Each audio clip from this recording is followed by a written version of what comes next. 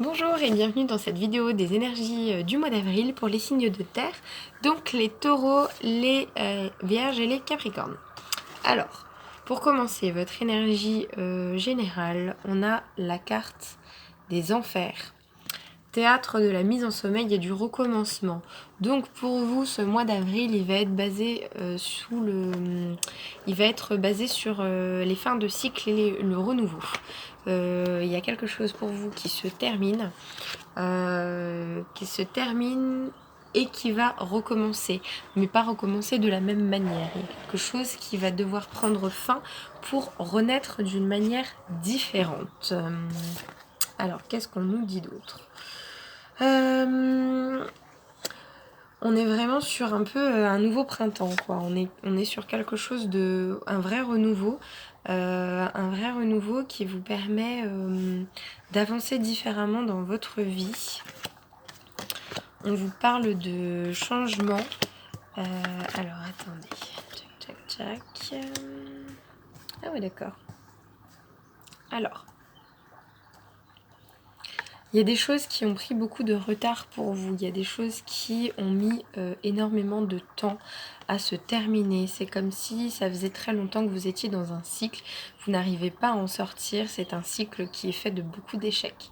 C'est un cycle... voilà. Il y a beaucoup de choses qui ont tourné en rond, qui ont pris du temps. Et là, en fait, on vous annonce une énergie vraiment de fraîcheur, de changement. On est vraiment sur, comme je disais tout à l'heure, un nouveau printemps. En fait, on va faire un peu des compromis, c'est-à-dire qu'il y a une situation ou plusieurs situations qui prenaient du retard et qui étaient donc dans l'échec parce que on voulait pas faire de compromis. C'est un peu comme peut-être que c'est avec une autre personne ou enfin voilà. On n'arrivait pas à se mettre d'accord parce que tout le monde voulait gagner. Et on vient enfin de comprendre peut-être, enfin on va comprendre du coup puisqu'on parle du mois d'avril, que gagnant-perdant ça marcherait pas et qu'il allait falloir trouver une solution gagnant-gagnant.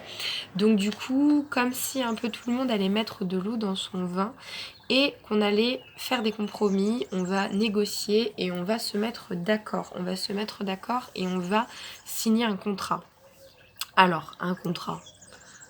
Soit un vrai contrat de travail pour un logement, pour une vente, un achat, soit un contrat moral, c'est-à-dire qu'on se met d'accord. On se met d'accord.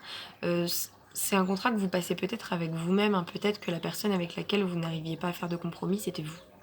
Peut-être qu'il y a des choses sur lesquelles vous n'arriviez pas à lâcher. Et du coup, c'est comme ça que vous vous êtes retrouvé à prendre autant de retard sur votre vie et à ne pas réussir à changer vos énergies. Peut-être que c'est avec vous que vous allez un peu faire la paix et vous dire bon ok, c'est pas tout à fait ce que je voulais, mais si j'accepte de retirer ça et que je rajoute ça, finalement, je peux rentrer dans une nouvelle phase de ma vie, dans quelque chose dans lequel je me sens mieux, dans lequel je retrouve mon essence d'enfant, mon côté joyeux, mon côté voilà, j'ai beaucoup une sensation de retour à la nature. Je saurais pas expliquer. C'est pas forcément par rapport à des événements qu'on a lien avec la nature, mais c'est plutôt vraiment une énergie printanière, c'est-à-dire que on sort d'un truc très sombre et on va vers quelque chose de très coloré, de très vivant, beaucoup plus vivant. On vous parle de réussite et on vous parle de foudre aussi.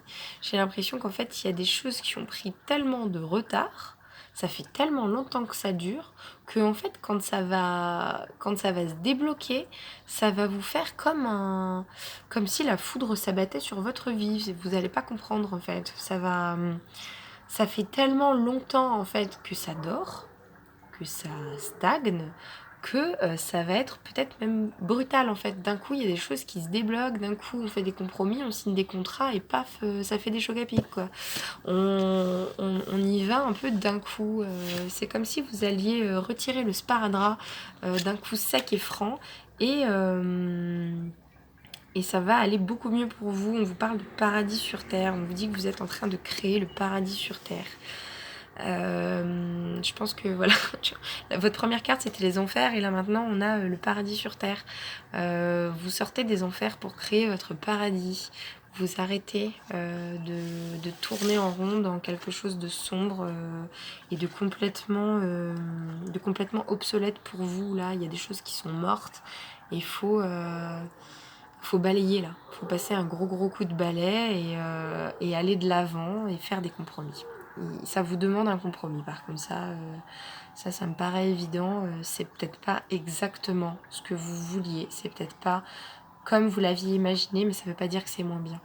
En fait, c'est surtout ça. Ça veut pas dire que c'est moins bien. On vous parle de loi d'attraction et de ne voir que l'amour. Donc jusque-là, pour moi, ce qu'on vous dit, c'est que tout ce que vous êtes en train de créer, vous le devez uniquement à vous et à la manière dont vous vibrez. Ça veut dire que tous ces échecs jusque-là, vous les devez aussi, hein, forcément. Vous avez créé cette situation ou co-créé cette situation, parce que vous n'êtes peut-être pas tout seul dedans, peut-être que ça dépend d'autres personnes. Mais en tout cas, vous avez une grosse part de responsabilité là-dedans. Et du coup, vous avez aussi une grosse part de responsabilité dans ce changement. Donc ça veut dire que c'est pas parce que je vous dis là qu'il va y avoir un changement suite à toutes ces choses un peu merdiques que vous avez vécues que ça va arriver. Parce qu'en fait, vous avez toujours, même si c'était une guidance perso, vous avez toujours votre libre arbitre, vous avez toujours votre rôle à jouer. Et là, même si je vous dis que vous êtes en train de créer votre paradis sur Terre, si du coup vous dites ah non mais moi en fait les compromis j'ai pas envie, je veux pas y aller, non c'est pas comme ça que je voulais, le paradis il va pas venir, hein. Vous allez rester dans votre truc des enfers et vous allez rester dans une énergie où ça stagne et c'est toujours aussi mou du genou quoi. Là, la loi d'attraction, c'est à vous de la mettre en place, c'est vous qui créez ça, c'est vous qui devez augmenter vos vibrations, qui devez changer peut-être votre façon de penser, de voir la situation. Et c'est comme ça en fait que vous allez débloquer ça. Et peut-être que d'un coup vous allez avoir un déclic et que c'est ça qui va faire que la foudre s'abat sur vous et que tout change d'un coup du jour au lendemain. On vous parle de ne voir que l'amour. Ça veut dire que dans cette situation, la meilleure manière pour vous de faire un compromis, c'est de penser avec votre cœur. Si vous êtes dans une situation qui implique une ou plusieurs autres personnes et que c'est des personnes avec lesquelles vous êtes peut-être fâché, vous êtes peut-être en colère, vous êtes peut-être déçu ou blessé de ces personnes, essayez de mettre vos vos sentiments négatifs de côté pour essayer d'avoir de la compassion, d'avoir de la compréhension, du pardon, d'avoir de l'amour pour ces personnes-là. Parce que c'est en vibrant cet amour que vous allez débloquer la situation. C'est ça qui va vous permettre de faire un compromis avec ces personnes. C'est le fait que si vous êtes, admettons, ça c'est vous, ça c'est l'autre personne, il y a un lien au milieu, et puis vous vibrez un truc violent, et puis l'autre il vibre un truc violent, donc au milieu on a un lien comme ça qui est violent. Si vous arrêtez de vibrer la violence et que vous envoyez de l'amour, à un moment ça va se mélanger, et ça va se lisser, ça va s'apaiser, et l'autre personne elle va sentir l'apaisement qui vient de vous. Et il y a de grandes chances pour que ça l'apaise aussi et qu'elle arrête aussi de vibrer la colère. C'est juste logique en fait. Ce que vous envoyez à l'autre personne, elle va le ressentir et elle va aussi changer son comportement. À moins que ce soit vraiment quelqu'un de très bête et têtu, mais on a tous quand même un minimum d'humanité, de savoir-vivre en nous. Et quand on nous envoie de l'amour, à moins d'être vraiment le dernier des... on renvoie pas perpétuellement de la haine en retour. Ça va peut-être pas marcher du premier coup, hein, quand on est dans une situation qui est très très bloquée avec quelqu'un, le fait de juste faire un acte apaisé, ça va pas vous déverrouiller tout le truc, mais c'est déjà un premier pas. C'est déjà un premier pas et il faut pas hésiter à en faire un deuxième et un troisième. Je vous dis pas qu'il faut oublier enfin là je parle vraiment à des gens qui seraient dans une situation avec des personnes avec lesquelles ça se passe pas bien. Ça veut pas dire qu'il faut renouer la relation, faire comme avant, mais on peut l'apaiser et on peut partir peut-être sur de nouvelles bases aussi dans cette relation.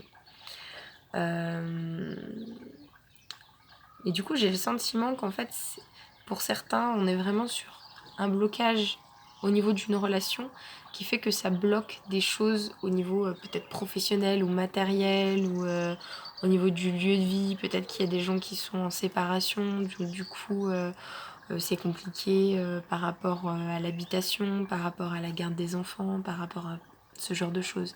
Et en même temps, il y en a peut-être pour d'autres où c'est un problème avec la famille qui fait que du coup ça crée des conflits, ça crée des... Voilà. Il y a un climat un peu anxiogène pour moi qui se dresse depuis un moment dans vos vies et qui ne demande qu'à être balayé du revers par un peu plus d'amour et de compassion. Et ça vous permettra d'aller vers une meilleure réussite dans ce que vous entreprenez. Voilà. Bah écoutez, c'est tout ce que je vous souhaite. C'est tout pour moi. Si cette vidéo vous plaît, n'hésitez pas à la liker, la commenter, la partager. Moi, ça m'aide beaucoup et je vous embrasse.